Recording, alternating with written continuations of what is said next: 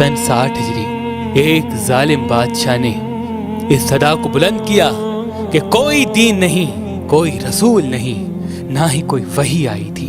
ताकत दौलत के सामने पूरी दुनिया खामोश रही, किसी ने कुछ नहीं कहा। बस एक चक्की पीसने वाली माँ और एक फटे पुराने और टूटी हुई चप्पल पहनने वाले बाप का बेटा हुसैन इब्ने अली उठा और कहा, ऐ यजीद, तू झूठा है। मेरा नाना मोहम्मद मुस्तफ़ा सल्लल्लाहु अलैहि वसल्लम अल्लाह के रसूल हैं। कुरान अल्लाह की तरफ से नाजिल हुआ है ताकि इंसान अपनी इस्लाह कर सके। यजीद ने कहा, तू मुझे नहीं जानता, मेरे पास तलवार है, दौलत है, हुकूमत है।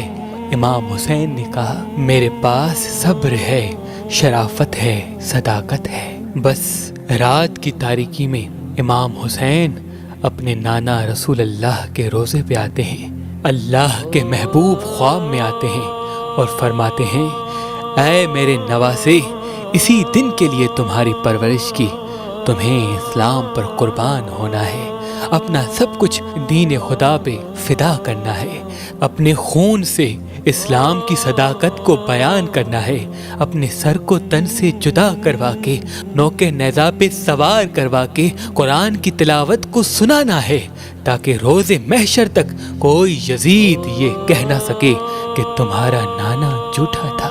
बस ये कहना था। इमाम हुसैन अपनी बहनों बेटियों को लेकर मक्के से होकर करबला की तरफ रवां हो गए। फौजे यजीद ने चारों तरफ से मौला हुसैन को घेर लिया।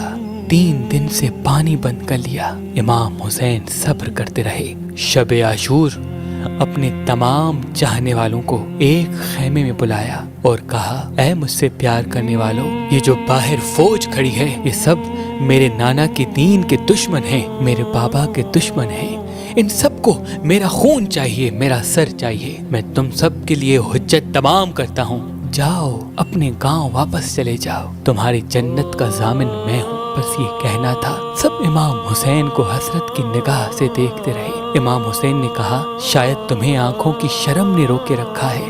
अब्बास, चराग बुझा दो। चराग का बुझना था। इमाम हुसैन ने कहा, जाओ, अपने अपने शहर वापस चले जाओ, तुम सब की जन्नत का जामिन मैं हूँ। तुम सबको शहादत का मर्तबा अल्लाह से मैं लेके दूंगा। जाओ। बस कुछ देर के बाद इमाम हुसैन ने जैसे ही चराग जलाया, क्या देखें, सब के सब तलवार अपनी गर्दन पे रख के कहते हैं, ऐ हमारे आका हुसैन, आपको छोड़ के कैसे जाएं?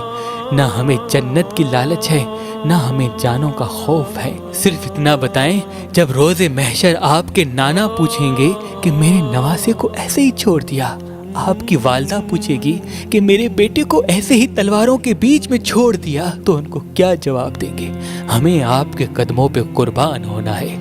बस 10 मुहर्रम का सूरज तुलू हुआ।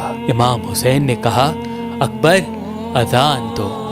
अली अकबर की अजान से सहराए करबला गूंज उठा और नमाज फज्र में ही इमाम हुसैन पे हमला हो चुका। एक एक इमाम हुसैन के कदमों पे कुर्बान होता गया।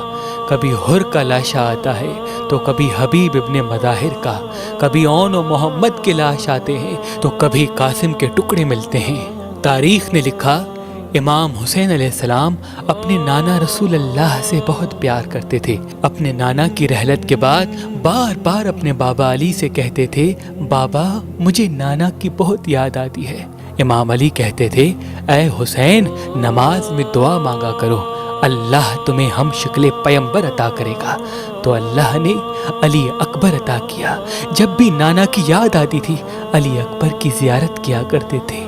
जब अली अकबर ने कहा, बाबा, मुझे भी इजाजत दें ताकि मैं भी आपके कदमों पे कुर्बान हो जाऊं, इमाम हुसैन ने फरमाया, जा अकबर, अल्लाह के दीन पे कुर्बान हो जाओ। बस जैसे ही घोड़े की जीन से ज़मीन पे आते हैं, इमाम हुसैन अली अकबर के पास आते हैं। देखते हैं जवान बेटा 18 साल का अली अकबर।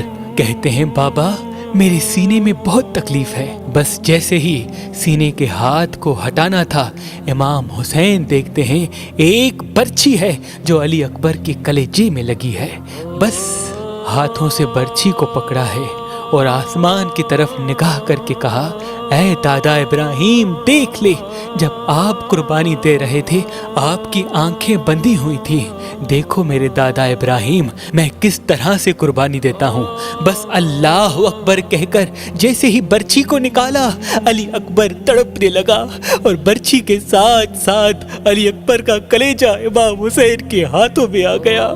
بس خون اکبر کو لیے کہتے ہیں، اے اللہ قبول کرنا، تیرے اسلام کے لیے میں نے اکبر بھی قربان کر دیا۔ اور آ کے اپنی آخری حجت تمام کرتے ہیں۔ فوج یزید کے سامنے کہتے ہیں، حل من ناصر ینصرنا، ہے کوئی اس پوری دنیا میں مجھ غریب حسین کی مدد کرنے والا؟ بس سوئے ہوئے لوگوں کے سوئے ہوئے ضمیر خاموش رہے، لیکن ایک 6 ماہ کا علی اصغر اپنے آپ کو اپنی ماں کی گود سے گرا کے کہتا ہے کہ مجھے بھی میدان میں لے چلو، میں بھی اپنے آقا حسین کے قدموں پہ قربان ہوں گا۔ بس امام حسین کو بی بی رباب نے علی اصغر دیا اور کہا، اے میرے آقا یہ سوتا نہیں، اسے پانی پلاؤ۔ امام حسین اپنے 6 ماہ کے اصغر کو لیے میدان میں آتے ہیں اور کہتے ہیں، اے لوگو، اگر تمہاری جنگ ہے تو میرے نانا کے دین سے ہے، اگر تمہاری نفرت ہے تو میرے بابا علی سے ہے، مجھ سے ہے۔ اس 6 ماہ کے بچے نے کیا قصور کیا ہے؟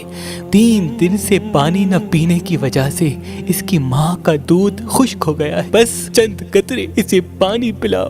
تو کسی ظالم نے کہا، اصغر اگر خود پانی مانگے گا تو ہم اس کو پانی پلائیں گے۔ بس جیسے ہی امام حسین نے کہا، اصغر پانی مانگو، یہ سننا تھا، عمر بن سعد نے کہا، حرملہ جلدی اصغر کا نشانہ لے اور جلدی تیر سے اس کا کام تمام کر، یہ آل رسول ہیں، اس میں کوئی شک نہیں آج اصغر پانی مانگ لے گا۔ اور اگر اصغر کی معصوم آواز فوج یزید تک پہنچی تو سب کے سب لوگ ہمارے خلاف ہو جائیں گے۔ اور جس تیر سے جانوروں کا شکار کیا جاتا تھا، ایک 6 ماہ کے بچے پر وہ تیر چلایا، اس تیر کی 3 نوکیں تھیں۔ تاریخ نے لکھا، ایک علی اصغر کے کان میں لگی، ایک گلے میں لگی اور ایک کمر میں لگی۔ تیر اتنا بھاری تھا کہ جہاں جہاں تیر جا رہا تھا اصغر بھی وہاں جا رہے تھے۔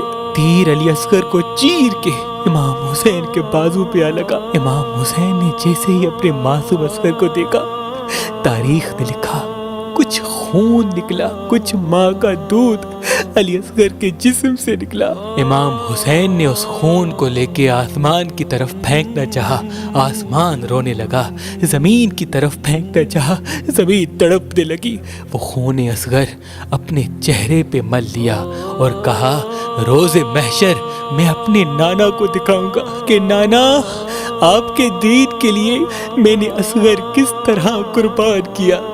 بس امام حسین علیہ السلام تنہا رہ گئے اور آ کے سید الساجدین زین العابدین کو وصیت کرتے ہیں کہ اے سجاد، میرے بعد دین کی حفاظت کرنا، نماز قضا نہیں کرنا، قدم قدم پہ اپنے نانا کی صداقت و رسالت کو بیان کرتے رہنا۔